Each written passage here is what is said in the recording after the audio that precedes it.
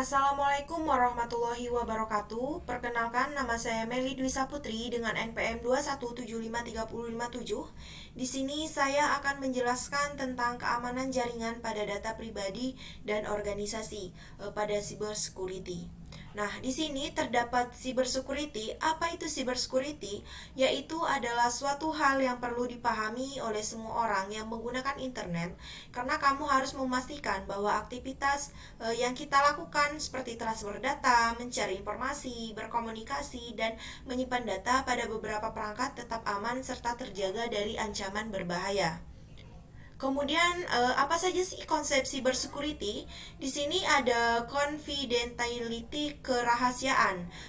Pertama, kita akan mengetahui konsep dari cyber security, yaitu confidentiality, yang berarti bahwa usaha yang digunakan untuk mengontrol akses data dengan menyimpan dan merahasiakan data agar tidak terjadi kebocoran data. Salah satu cara yang bisa dilakukan yaitu dengan memberikan batasan akses kepada seseorang bergantung pada bidang yang mereka tekuni. Kemudian yaitu integrity atau integritas. Integritas merupakan upaya untuk memberikan data yang bersifat konsisten, akurat, dan terpercaya dalam sebuah database pelanggan. Keamanan menjadi faktor utama dan jangan sampai terjadi kebocoran data yang bisa merugikan mereka. Kemudian yang berikutnya itu availability atau ketersediaan, yang memiliki arti yaitu mengacu kepada ketersediaan data. Ketersediaan yang dimaksud di sini yaitu dalam bisnis, kamu harus siap dengan ketersediaan sistem, aplikasi, dan resource karena sudah menjadi hal wajib yang harus kamu perhatikan. Kemudian di sini terdapat tujuan cyber security. Nah, tujuan dari cyber security yaitu merupakan upaya yang dilakukan untuk melindungi sistem komputer dari berbagai ancaman atau akses ilegal. Dilansir dari Cisco, cyber security adalah proses perlindungan sistem data, jaringan, dan program dari ancaman atau serangan digital. Maka dari itu, tujuannya tersebut yaitu agar kita menyimpan semua data pribadi kita secara yang harus mengetahuinya itu yaitu kita sendiri tanpa orang mengetahuinya. Maka dari itu, data yang seharusnya orang tidak ketahui jangan sampai orang ketahui. Kemudian di sini manfaat cyber security yaitu dapat melindungi bisnis. Cyber security tentunya bisa memberikan manfaat dengan melindungi bisnis kamu dari serangan digital. Hal ini dapat membantu karyawan perusahaan kita untuk menjelajahi internet agar bisa membantu menyelesaikan pekerjaannya tanpa rasa takut terkena serangan digital. Dapat melindungi bisnis itu maksudnya gimana? Agar kita melindungi semua bisnis yang kita lakukan agar orang yang tidak perlu tahu apa itu, maka kita harus menyimpannya secara baik-baik. Kemudian melindungi informasi pribadi yaitu bermanfaat untuk melindungi informasi pribadi karyawan. Salah satu komoditas penting di era digital ini adalah informasi pribadi, dan hal ini tentunya akan bisa bermasalah jika cyber security tidak menggunakan secara baik. Kemudian melindungi produktivitas kerja. Serangan digital seperti virus dapat memperlambat kinerja komputer, sehingga nantinya jika tidak diatasi sangat mustahil untuk digunakan dalam bekerja. Dengan menggunakan cyber security, karyawan akan tetap bisa bekerja secara produktif dan waktu pun tidak terbuang dengan banyak. Maka dari itu, kita harus memanfaatkan waktu tersebut secara baik. Jangan menggunakan waktu yang tidak berguna. Kemudian yaitu memastikan website selalu bisa diakses, yaitu perusahaan saat ini pastinya memiliki website agar produk dan jasanya bisa dijangkau mudah oleh konsumen. Namun, website perusahaan bisa tiba-tiba tidak bisa diakses karena terinfeksi oleh serangan digital seperti virus. Jika tidak diatasi dengan melakukan cyber security, tentunya dapat merugikan perusahaan lebih banyak seperti kehilangan uang dan kepercayaan konsumen. Kemudian menjaga kepercayaan konsumen. Jika perusahaan kamu menggunakan cyber security dengan baik, maka kepercayaan tersebut pasti akan meningkat dan semua orang akan mempercayai semua yang akan kita lakukan. Maka dari itu, kita harus menjaga kepercayaan orang lain. Jangan sampai orang lain tidak mempercayai kita lagi. Nah, kemudian kita akan membahas tentang keamanan data pribadi. Di sini macam-macam data pribadi yaitu memiliki nama lengkap, tanggal lahir, kemudian nomor identifikasi pribadi atau KTP, kemudian buku tabungan dan password. Nah, di sini kita menggunakan yang bisa memasuki kejahatan jaringan pada data pribadi kita, yaitu malware. Malware adalah perangkat lunak yang dibuat dengan tujuan untuk memasuki sistem komputer, jaringan atau server. Hanya orang-orang yang berpengalaman yang bisa membuat malware. Malware biasanya digunakan oleh penjahat dunia maya yang memiliki tujuan untuk mencuri data seperti data pribadi, PIN, ATM, password, dan masih banyak lagi. Maka dari itu, semua yang kita seperti password itu jangan sampai orang lain mengetahui, karena itu hanya kita sendiri yang harus mengetahuinya. Takutnya nanti orang yang memperlakukan kejahatan akan membobol sebuah password kita tersebut. Nah, kemudian yang kedua yaitu ransomware. Salah satu ancaman cybersecurity adalah ransomware, yaitu serangan dalam bentuk software namun lebih berbahaya daripada hanya penyebaran virus saja. Biasanya ada hacker di balik itu semua yang akan mengunci akses dalam membuka komputermu. Kemudian yang terakhir kemudian yaitu phishing. Phishing adalah ancaman siber yang biasanya dalam bentuk email. Biasanya korbannya akan menerima email seperti email resmi dari perusahaan yang meminta mencantumkan data pribadi seperti KTP, kartu keluarga, kartu kredit, dan juga password. Kemudian injeksi SQL. Apa itu injeksi SQL? Yaitu penyalahgunaan dalam memanfaatkan celah keamanan pada database.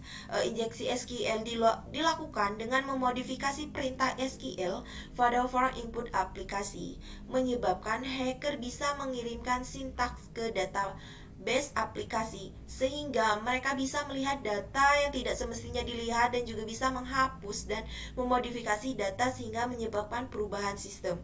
Maka dari itu, semua data yang seharusnya kita simpan yaitu jangan sampai terlihat atau bisa memodifikasi dan membuat perubahan sistem itu secara berlangsung. Kemudian yaitu brute force attack, yaitu terakhir ancaman cybersecurity adalah brute force attack. Secara singkat adalah jenis kejahatan dengan melakukan penembakan username dan password secara paksa pada sebuah sistem atau jaringan. Dalam melancarkan serangannya tadi, pelaku akan trial and error dengan mencoba beberapa kombinasi yang sudah mereka buat. Kejahatan ini memiliki nilai keberhasilan yang lumayan tinggi juga. Kemudian bagaimana sih cara mengatasi dan mencegah data pribadi jika terkena ancaman? Yang pertama, kita mengunci perangkat. Pastikan perangkat Anda seperti smartphone atau komputer terkunci dengan sandi atau sidik jari. Aktifkan fitur penguncian otomatis untuk mencegah akses tanpa izin. Maksudnya apa? Yaitu agar kita menggunakan kata sandi atau sidik jari tersebut hanya kita saja yang bisa memakai smartphone atau komputer tersebut. Jika bukan kita, maka orang lain tidak akan bisa melakukannya. Sidik jari juga bisa menggunakan sidik jari kita sendiri tanpa menggunakan sidik jari orang lain. Apabila menggunakan sidik jari orang lain, maka smartphone atau komputer kita tidak akan dibuka. Kemudian gunakan kata sandi yang kuat. Selalu gunakan kata sandi yang kuat untuk akun online Anda. Kata sandi sebaiknya terdiri dari kombinasi huruf, angka, dan karakter khusus, serta tidak mudah ditebak. Maksudnya gimana? Yaitu kita membuat kata sandi yang susah-susah gampang, yang bisa kita akses sendiri tanpa orang lain ketahui. Seperti kita memiliki nama kita atau tanggal dan sebaliknya. Kemudian autentikasi 2 faktor. Aktifkan autentikasi 2 faktor 2FA di semua akun yang mendukungnya. Ini menambahkan lapisan keamanan tambahan dengan meminta kode verifikasi tambahan saat masuk. Kemudian yang berikutnya yaitu hindari membagikan data pribadi. Jangan memberikan informasi pribadi Anda kepada orang yang tidak Anda percayai, terutama melalui email atau pesan teks. Maka dari itu, semua data pribadi kita harus kita saja yang menyimpan tanpa orang lain mengetahuinya. Kemudian, perbarui perangkat dan aplikasi.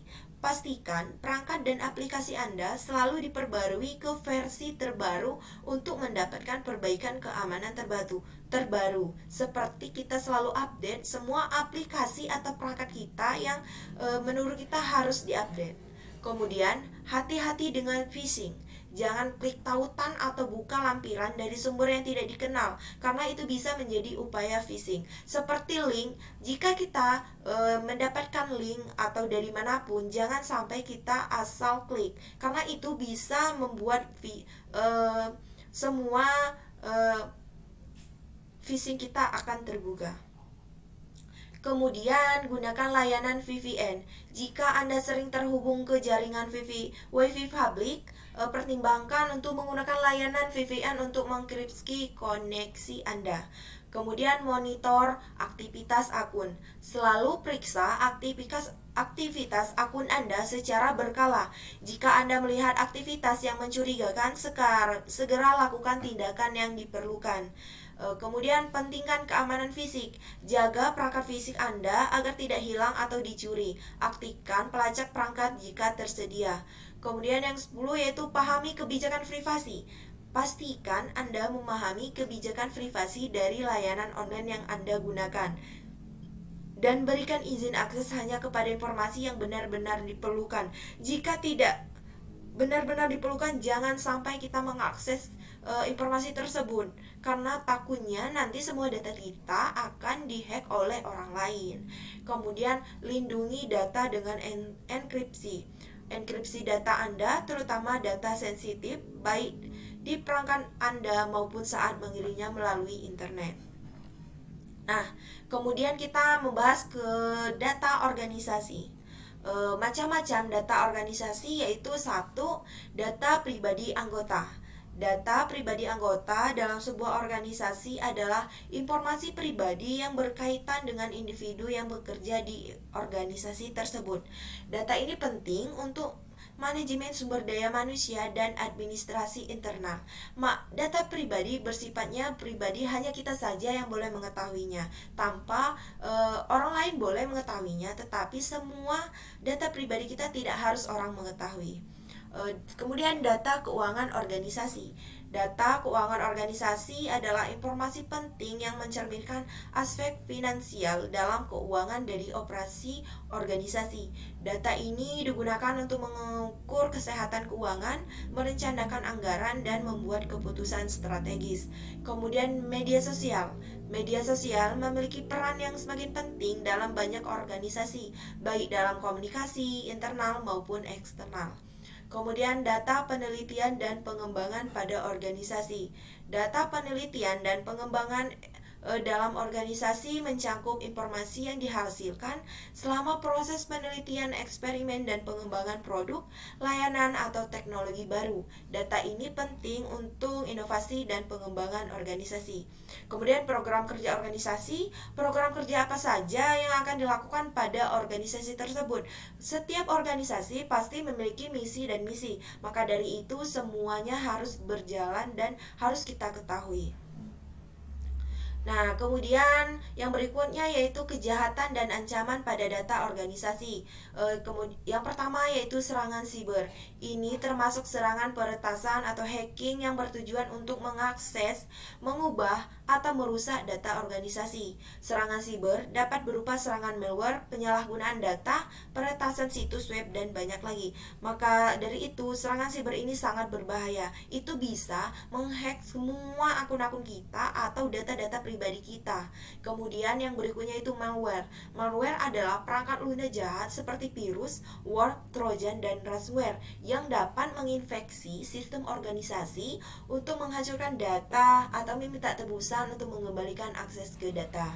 Kemudian itu phishing atau penipuan melalui email atau pesan palsu yang bertujuan untuk memperoleh informasi rahasia seperti kata sandi dan data pribadi dari karyawan atau pengguna organisasi.